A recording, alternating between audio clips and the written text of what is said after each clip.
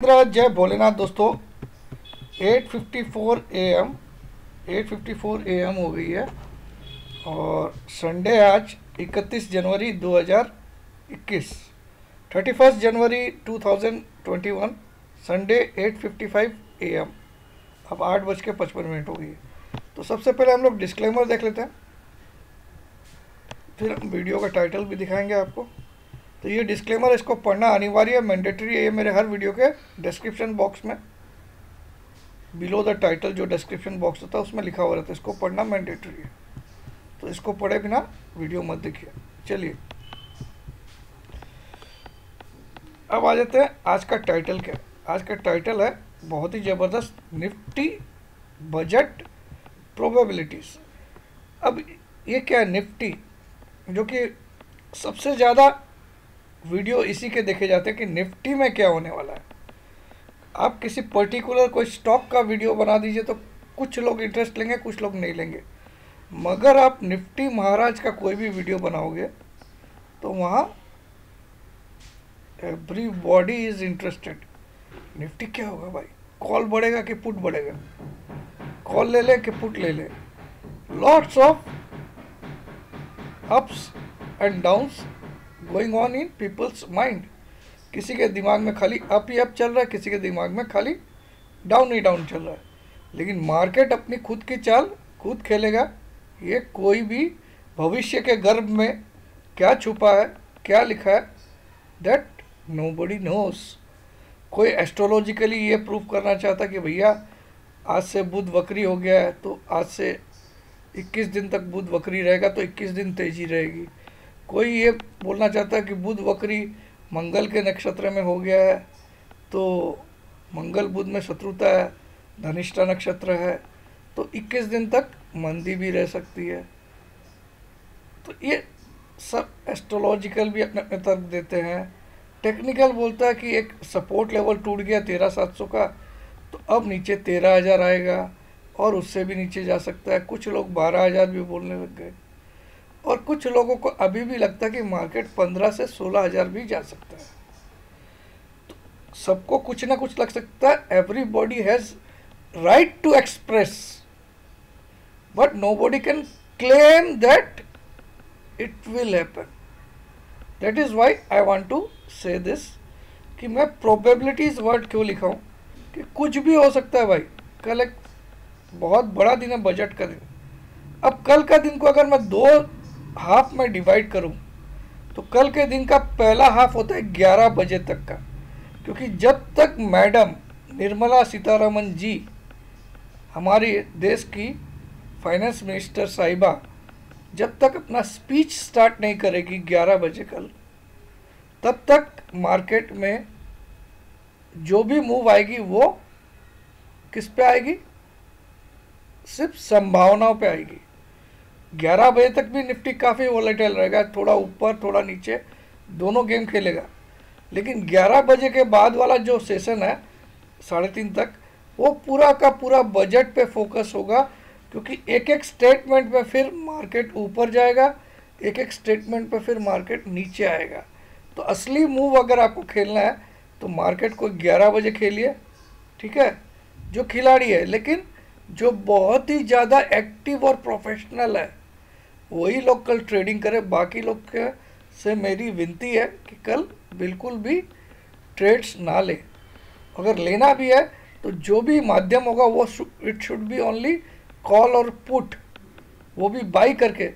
Short करके तो कुछ भी मत खेल लीजिए कॉल और पुट को भी।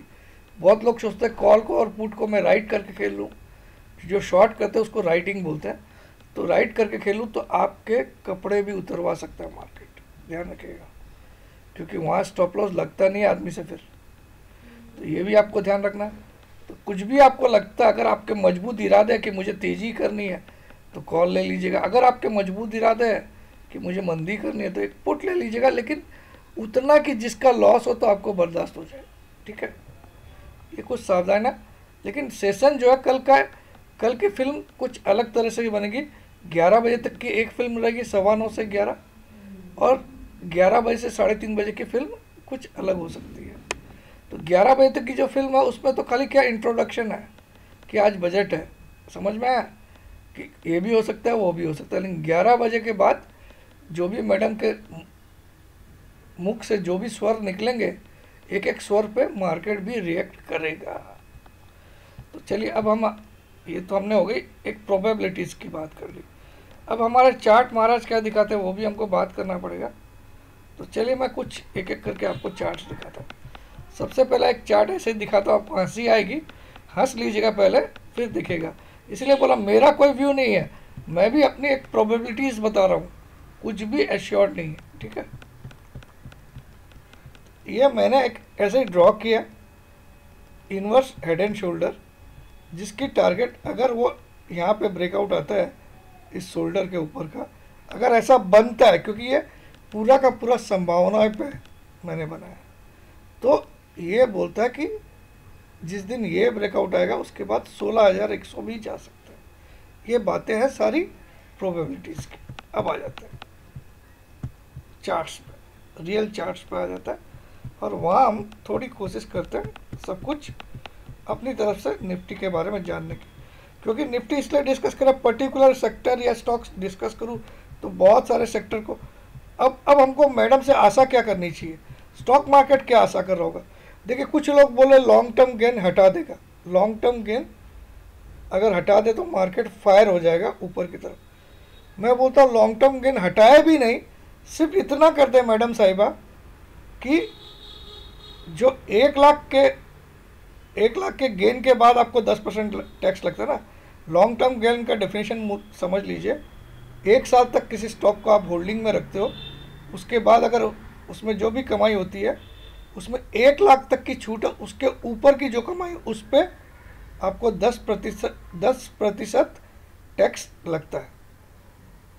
लेकिन मिनिमम पीरियड ऑफ होल्डिंग कितनी होनी चाहिए, 1 साल। तो मैडम साहिबा एक काम कर सकती है, इसकी मिनिमम ड्यूरेशन को 2 साल कर सकती है, और जो टैक्स का स्लैब है 1 लाख तक की छूट है उसमें विदाउट टैक्स, उसको 2.5 लाख कर दो मैडम, 2.5 या 3 लाख कर दो। तो उससे क्या कर, रिटेल निवेशक जो है वो खुश हो जाएंगे कि भैया 3 लाख तक जब तक हम कमाते नहीं तब तक तो टैक्स देना ही नहीं है, इसमें 2 साल रखना पड़ेगा, रख लेंगे, क्या दिक्कत है। एक इतना सा भी कर दे मैडम तो रिटेल निवेशक झूम जाएंगे खुशी से, और मार्केट में एक नई जान आ सकती है। Point number 1। Point number 2, expectations बोल रहा हूँ मैं, कुछ भी अच्छी बात होगी ऐसा कुछ नहीं बोल रहा। पॉइंट नंबर 2, आप देखो प्रॉपर्टी खरीदते हो, हर एक स्टेट में एक अलग अलग स्टैम्प ड्यूटी है, तो उसको यूनिवर्सल कुछ कर दे कि भैया सब स्टेट में 2 से 2.5% ही लगेगी, या 2.5%।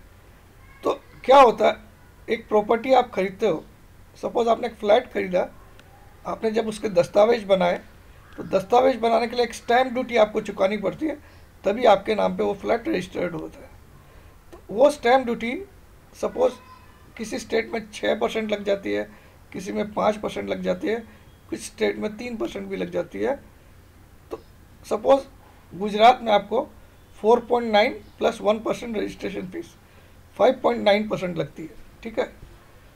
तो अब बंदा अगर 1 करोड़ की प्रॉपर्टी लेगा तो 6 लाख रुपए तो उसको गवर्नमेंट को ऐसे ही चुकाने पड़ गए, सिर्फ अपने नाम लिखाने खातिर, ठीक है। अब अगर वो प्रॉपर्टी किसी और को बेचता है 10 साल बाद, 5 साल बाद, अब वो बंदा या 2 साल बाद भी बेचना पड़ा तो बेच दिया, तो जब वो बंदा खरीदता है तो फिर से वो सरकार को 6% का स्टैम्प ड्यूटी, लगभग 6%, 4.9% स्टैम्प ड्यूटी प्लस 1% रजिस्ट्रेशन, तो लगभग 6% उसको फिर से भरना है। तो सरकार इस आमदनी को थोड़ा सा अगर लेट गो कर दे, इसको 3% सभी स्टेट के लिए यूनिवर्सल कर दे, तो रियल स्टेट के सेक्टर में भी एक जान आ जाएगी, क्योंकि फ्लैट्स फिर और खरीदेंगे लोग। और वो जान आने के बाद क्या होगा मैं आपको बता सकता हूँ। जैसे रियल स्टेट सेक्टर में जान आएगी, सीमेंट सेक्टर में जान आ जाएगी, स्टील सेक्टर में जान आ जाएगी, बैंक के लोन्स में जान आ जाएगी, बैंक्स में जान आ जाएगी, क्योंकि लोन चुकने लगेंगे, क्योंकि फ्लैट बिकने लगेंगे तो बिल्डर्स के पास पैसे आएंगे, वो अपने लोन चुकता करेंगे और नई ब्याज में फिर से रकम उठाएंगे, नई स्कीम बनाएंगे, तो सबका रोटेशन फुल फ्लेज में बढ़ जाएगा, एक स्टैम्प ड्यूटी को चेंज करेंगे। जैसा कि महाराष्ट्र में अभी करने के बाद सितंबर में बहुत तगड़ी सेल हुई थी, आपको पता चला। ठीक है, ये एक फैक्टर है, ये अगर मार्केट के लेकर। अब दूसरा, होम लोन पे आपको जो ब्याज की छूट मिलती है तो उसका भी कुछ प्रावधान करके उसको 2.5 से 3 लाख कर दिया जाए तो लोगों को अच्छा लगेगा। प्लस जो एटीसी का सेक्शन है उसमें आप देखो, उसी में ट्यूशन फीस आ गई है, उसी में आपने पीपीएफ बनाया वो भी उसी में आ गया, आपने इंश्योरेंस बनाई वो भी उसी में आ गया। तो उस सेक्टर को 2 पार्ट में डिवाइड करके कि कुछ पोर्शन पीपीएफ और ये क्या बोलते हैं इंश्योरेंस को एक कर दीजिए। ट्यूशन फीस वगैरह का अगर आपका बच्चों का लगता है, जो स्कूल की फ़ीस वगैरह पे करते हो, उसको एक और सेक्शन बना के ये छूट 1 लाख की और बढ़ जाती है। तो ऐसा भी गवर्नमेंट कर सकती है अगर करना चाहे तो। ये मेरी संभावना है, मैंने बताया जो मार्केट। लेकिन मार्केट के लिए बुरा क्या हो सकता है कि कोई एक और नया टैक्स ला दे, क्योंकि अभी कोविड चल रहा था। तो ये सारी बातें आपको ध्यान में रखनी है। बाकी जैसा मैडम साहिबा ने बोला है, 100 साल का सबसे बढ़िया बजट होने वाला है या ऐसा होने वाला है, तो कुछ अच्छा ही हो सकता है। चलिए, अब मैं अपनी टेक्निकल की संभावना है आपको थोड़ी बताने को। अब देखिए, मैंने ये ड्रॉ किया इनवर्स हेड एंड शोल्डर, ये शोल्डर हो गया। अगर ये कल तक का लो रह जाता है और यहाँ से मार्केट अगर बजट में कुछ गुड न्यूज़ के कारण खींच के 14,900 तक ले जाता है तो ये हेड बन जाएगा, इनवर्स हेड। फिर से एक करेक्शन ला के 14,500 के करीब आता है और फिर से यहाँ ब्रेकआउट मारता है, तो ये inverse head and shoulder clear cut बन रहा है। और इसका ब्रेकआउट आ गया तो ये 16,100 भी जा सकता है। ये बातें हैं एक प्रोबेबिलिटीज़ की। ठीक है, दूसरा आप देखो, ये एक ट्रेंड लाइन मैंने ड्रॉ किया। अरे यार, ये एक ट्रेंड लाइन ड्रॉ की जो कि कल तक के मतलब थर्सडे तक ब्रेक नहीं हुई थी, लेकिन फ्राइडे को ये ब्रेक हो गई। तो एक दिन के ब्रेक से मैं ब्रेक नहीं मानता हूँ इस ट्रेंड लाइन के। ये पहले दिन का सपोर्ट ब्रेक हुआ। ये ट्रेंड लाइन आपको दिख रही है, ये रेड इस पॉइंट को छुआ, इस पॉइंट को छुआ, इस लो को, और आगे एक्सटेंड किया। तो थर्सडे का लो भी इसके अंदर ही था, लेकिन फ्राइडे का लो इसके नीचे आ गया, क्लोज भी इसके नीचे आ गया। तो एक क्लोजिंग हुई है, सेकेंड क्लोजिंग होगी तो फिर मैं नेक्स्ट टारगेट यहाँ तक का लेता हूँ। ये टेक्निकल बोल रहा हूँ भाई, बजट में तो ये सब छोटे मोटे मूव है। अब एक और ट्रेंड लाइन मैंने ड्रॉ की है, वो आप देख लो। वो मैंने कैसे ड्रॉ की वो भी आपको दिखा रहा है। वो आप देखो, इस पॉइंट का लो को मैंने पकड़ा, इसको इन दोनों पॉइंट पे टच किया और इसको जब एक्सटेंड किया तो ये अभी तक ट्रेंड लाइन इंटैक्ट है,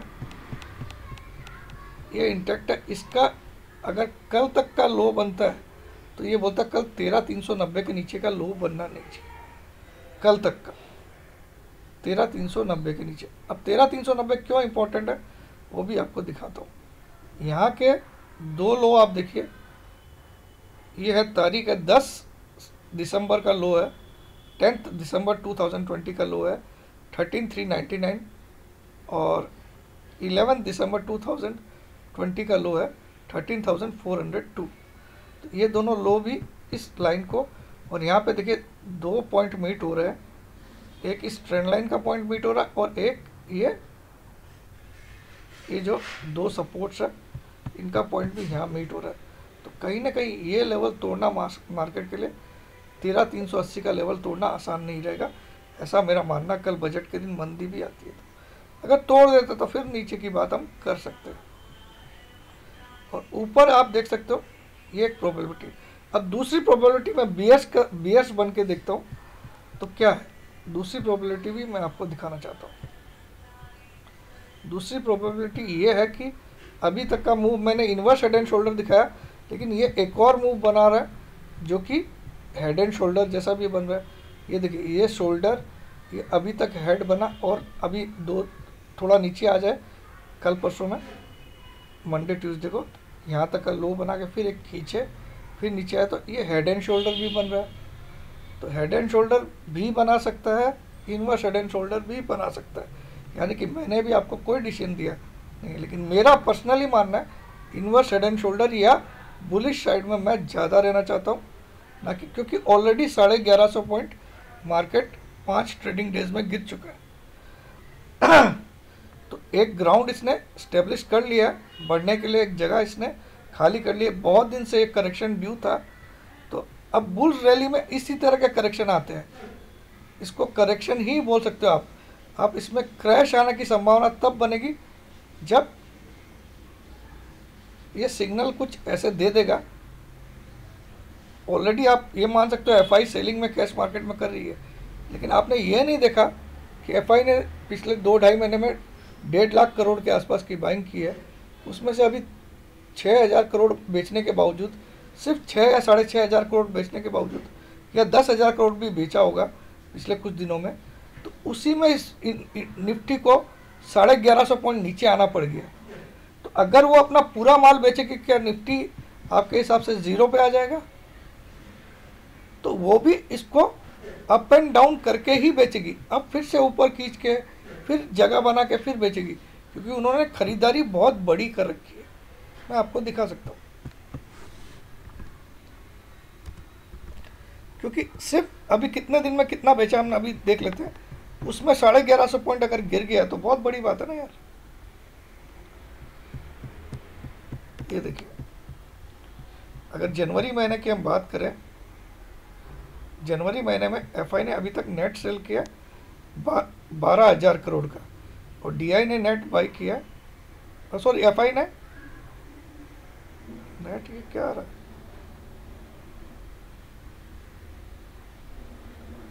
हाँ जनवरी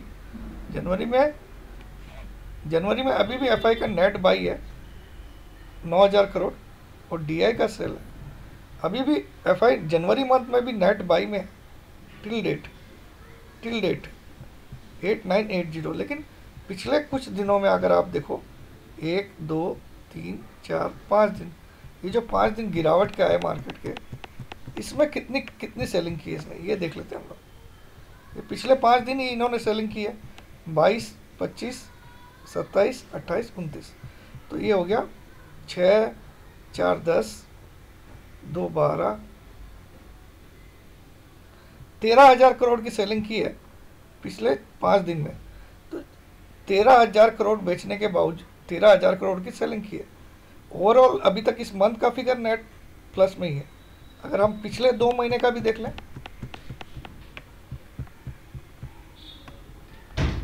इनफैक्ट पिछले,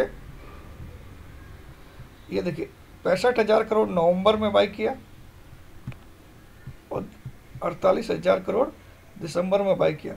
इनफैक्ट अक्टूबर में भी 14,000 करोड़। तो अक्टूबर में जो खरीदा वो आप मान सकते हो उसने अभी जनवरी में अभी तक 12,000 करोड़ बेच चुका है।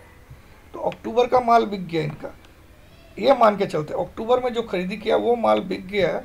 तो वो माल बेचने के चक्कर में निफ्टी 1150 पॉइंट आ गया 5 दिन में। तो अगर ये वाला माल बेचेगा तो निफ्टी क्या 5,000 पॉइंट नीचे ला देगा एक ही बार में? अब आपको समझना है कि मार्केट ज़्यादा नीचे आएगा या ज़्यादा ऊपर जाएगा। ये मैंने अपने सारे तर्क आपको दे दिए, बाकी मैं कुछ भी क्लेम नहीं कर रहा हूँ। यहाँ सबको अपना हक है अपना व्यू देने का, मानना नहीं मानना आपके हाथ में होता है। डिस्क्लेमर हम लोग हर वीडियो में देते हैं। जय जिनेंद्र, जय भोलेनाथ, जय